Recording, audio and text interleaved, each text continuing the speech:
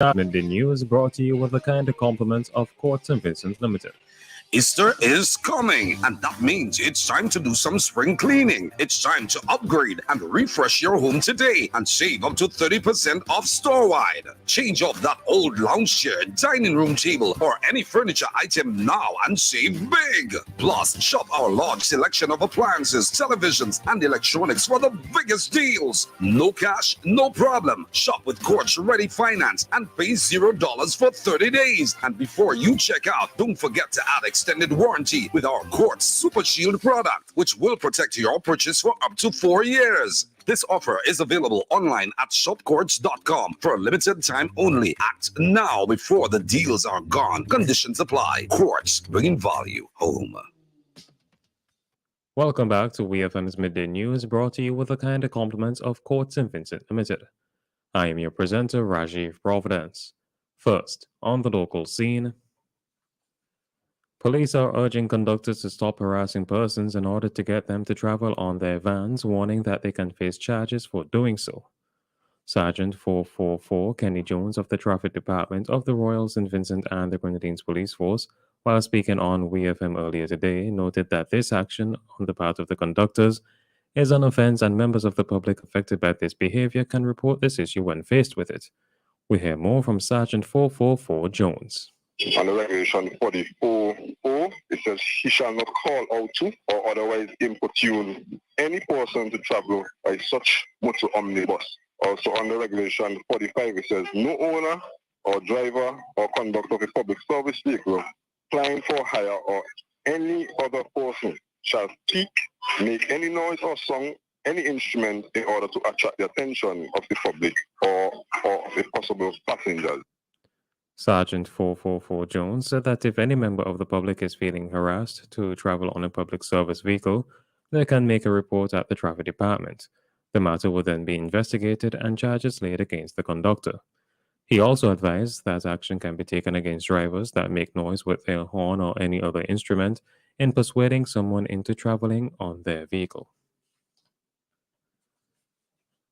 The Caribbean Development Bank has launched its Country Engagement Strategy for St. Vincent and the Grenadines.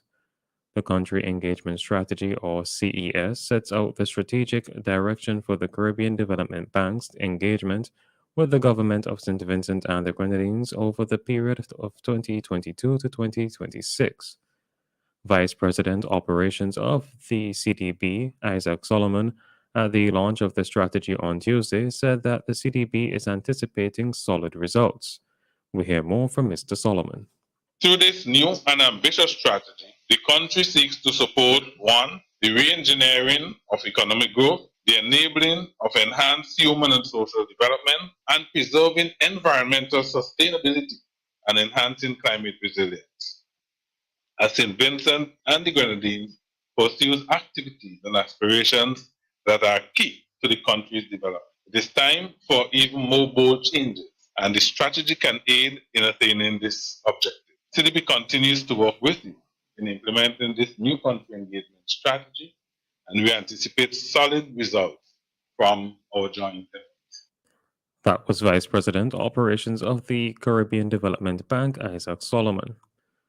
According to the CDB, the country engagement strategy is guided by St. Vincent and the Grenadines' National Economic and Social Development Plan 2013 to 2025, NESDP, which defines the country's development vision as improving the quality of life for all Vincentians. Still on the local scene, when the St. Vincent and the Grenadines Gospel Fest opens on April 2nd, it would be 21 years since the festival started. A media launch was held on Tuesday, March 28, 2023, at the Peace Memorial Hall to announce the list of activities. In her remarks, Cultural Officer in the Ministry of Tourism and Culture, Maxine Brown, said the event provides opportunities for artists while at the same time bringing an awareness of cultural activities. The Cultural Officer stressed that the Ministry of Culture finds it important to support SVG Gospel Fest as a way to make time for God, to share God-given talents with others, and to gather all Christian denominations. Chairman of the SVG Gospel Fest, Leroy Brown, explained the event was established out of the need to give gospel artists greater exposure and to bring honor and glory to God. The chairman termed the event as high quality and said he was proud that the Gospel Fest was able to withstand the adverse effects of the COVID-19 pandemic and remain intact. Brown also thanked Digicel and other sponsors who have contributed to the event over the years and acknowledged the dedication and hard work of the SVG Gospel Fest committee. Digicel sales associate Daniel Peters pledged Digicel's continued support of SVG Gospel Fest and said that she was excited to be a part of the sponsorship. The theme for this year's Gospel Fest is a glorious celebration of the gospel of Jesus Christ, and it runs until April 30th. On to news in the region. The Guyana Revenue Authority, the GRA, is warning citizens and residents against smuggling items such as poultry in and out of the country. The warning follows a call by poultry producers for Guyana's government to intervene and stop the illegal importation of chicken from neighboring Brazil. The Guyana Poultry Producers Association, the GPPA, said the illegal importation of chicken is affecting investments in the local industry. In a statement, GRA said, smuggling is illegal and anyone who attempts to import or export goods with intent to defraud the Revenue Authority of any duties is guilty of an offense and is liable for such offense to fines and or imprisonment in accordance with Section 218 of the Customs Act. The Guyana Revenue Authority said its Law Enforcement and Investigation Division has been working with the Food and Drug Department and the Veterinary Public Unit to clamp down on the illegal importation of items, including chicken and alcohol. The GRA noted that unaccustomed goods can not only affect revenue collection, but threatens public health and safety as well. Antigua and Barbuda's Prime Minister Gaston Brown has said the government will launch a full investigation into the migrant boat accident, which resulted in at least 3 people losing their lives in waters between Antigua and Barbuda and St. Kitts and Nevis. In a statement, Prime Minister Brown expressed deep sorrow at the loss of life and distress suffered by persons aboard the vessel that left Antigua and Barbuda in the early hours of Tuesday morning with 32 people, including 2 Antiguans, on board. He said Antigua and Barbuda will not turn its back on the more than 600 West African migrants who were left in the country after being brought to the Caribbean as tourists between November 2022 and January 2023 by Antigua Airways. Prime Minister Brown said Antigua will uphold its international obligations against human trafficking and illegal migration by strengthening its domestic institutions and enhancing their cooperation with regional and hemispheric partners. He also gave the assurance that Antigua and Barbuda will continue to offer refuge to the survivors of the boat tragedy and that appropriate arrangements will be made for the burial of the deceased. On the international scene, China has threatened to resolutely fight back if U.S. House of Representatives Speaker Kevin McCarthy meets Taiwanese President Tsai Ing-wen during her planned transit through the United States. The warning on Wednesday came as Tsai was due to depart for a trip to Guatemala and Belize, which will see her transit through New York and California in the U.S.